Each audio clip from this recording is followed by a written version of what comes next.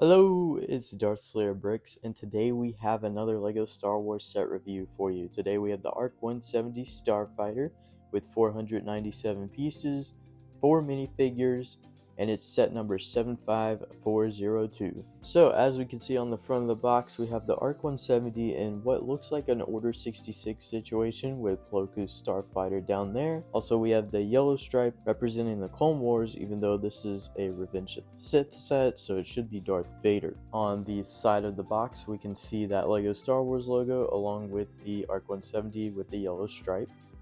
On the top there you can see the clone pilot Oddball represented. And on the back we can see the ARC-170 landed in a hangar bay. You can see the minifigures all about there. Alongside the play features on the top right, you can see the spring-loaded shooter and the wing expansion. And we have the very plain instruction manual that we've been getting for years now. This set does include 3 of the clone pilots here. We have Oddball, Jag, and a regular clone pilot with no name. So these guys look pretty cool. They all have the same torso and leg printing, but of course you can see their helmets are different. Oddball having black, Jag having blue, and the clone pilot having orange and yellow. And if we remove those very stylish helmets, you can see they all have a regular clone face printed over with a visor piece on top. So it looks pretty cool, and I'm glad that they kept the original, or well, the newer clone face for these guys. If we turn those guys around, you can see they all have the same torso back printing too. Very nice, looks very cool.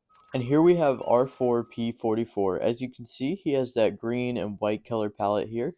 Very nice. I think it's very nice that they gave us a different astromech in this set. Also, you can see he does suffer from that kind of misprinting on the astromech heads. You can see it's very sideways. Not a big fan of that.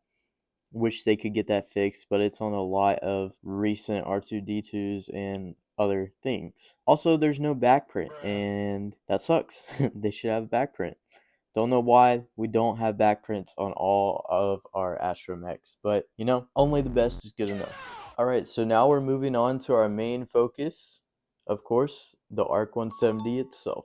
We're going to go ahead and start with the nose of this build. As you can see, it's pretty rounded out here.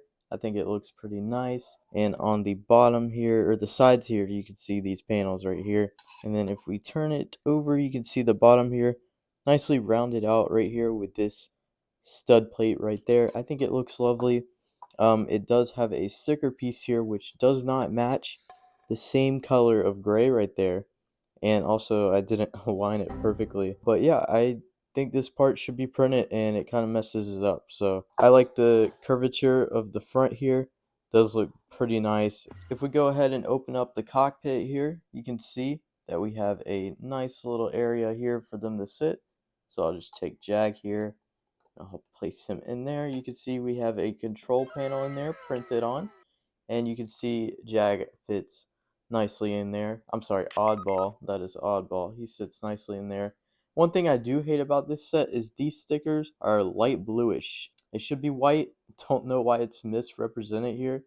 If we look at the box art, you can see that it's actually advertised as white, so that is false advertising. You hate to see it. Anyway, these engines here are very nice. I see the circular pattern here is represented well compared to ARC-170s of the past.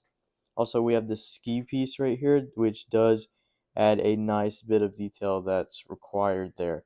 So that's pretty cool. Also, we have these stickers on the side here. Same on the other side. It does look pretty rough, and the colors do not match the dark gray up here. So that's pretty unfortunate, but it still looks okay, in my opinion.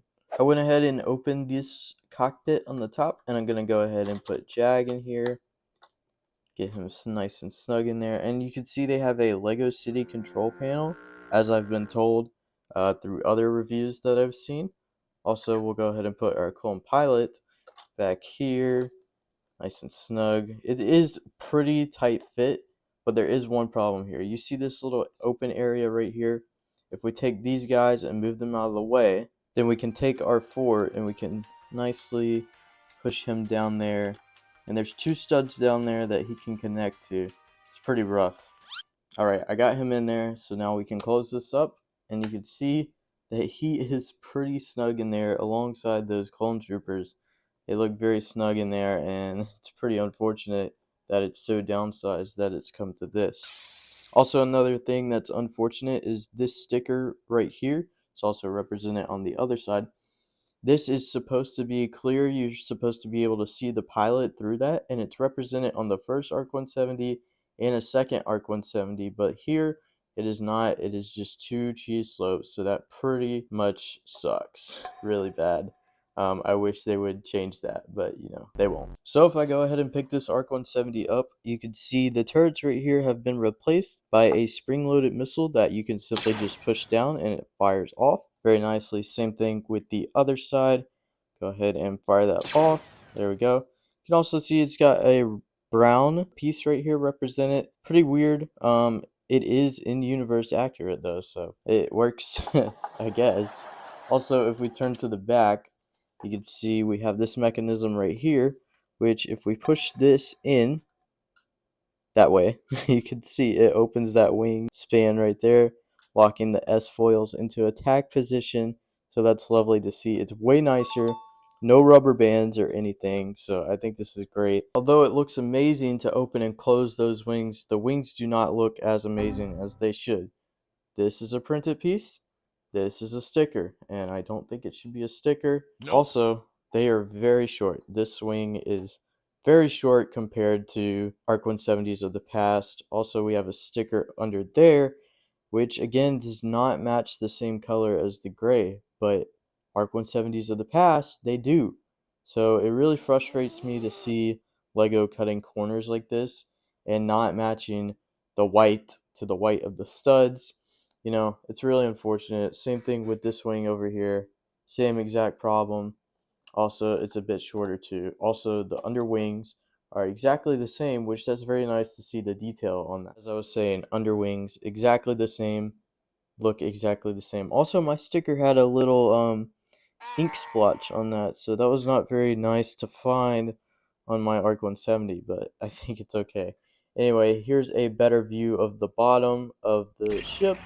You can see, as I was saying, it's very flat, not rounded out like ARC-170s of the past, and I wish it was. And the top right here, pretty good. All the curvature leading up to the top. But yeah, I just think it's too flat on the bottom. If we go to the back here, you can see those turrets right here. They are on a ball joint and they can move around. Same with the bottom one down here. We also have some sticker detailing right there on the bottom, the top. And then right here, you can see the pink thrust exhaust right there for both engines. Looks pretty nice. Alright, so what are my final thoughts? I think this ARC-170 deserves a 7 out of 10. This being my first ARC-170, I'm not really sure it was worth it at the price point of $70. It's a bit downsized, of course, as every LEGO Star Wars set has been in 2025, but it just doesn't meet my expectations of what it should be. Yes, we have very high quality clone troopers. These are the best we've had since 2020, but it just doesn't meet my expectations. Size-wise and build-wise, it was a fun process. Of course, you have to duplicate all these processes right here on the wings twice for the tiny wings, 4 times. But it was a fun process nonetheless. But the build is just really small and downsized, and I'm not sure if that's the direction we need to be going. Yeah, you can tag on about $20 more to the set and make it bigger, and it would be perfect, I think. In all honesty, in 2025, we shouldn't be having such small Lego sets. They should have got bigger and grander and more detail and more everything. But yeah, I hope you guys enjoyed. Like the video, subscribe down below, comment down below what you want to see more of, and I'll see you guys in the next one. Use code DarthSlayer66 in the Fortnite item shop. See you guys later. Bye!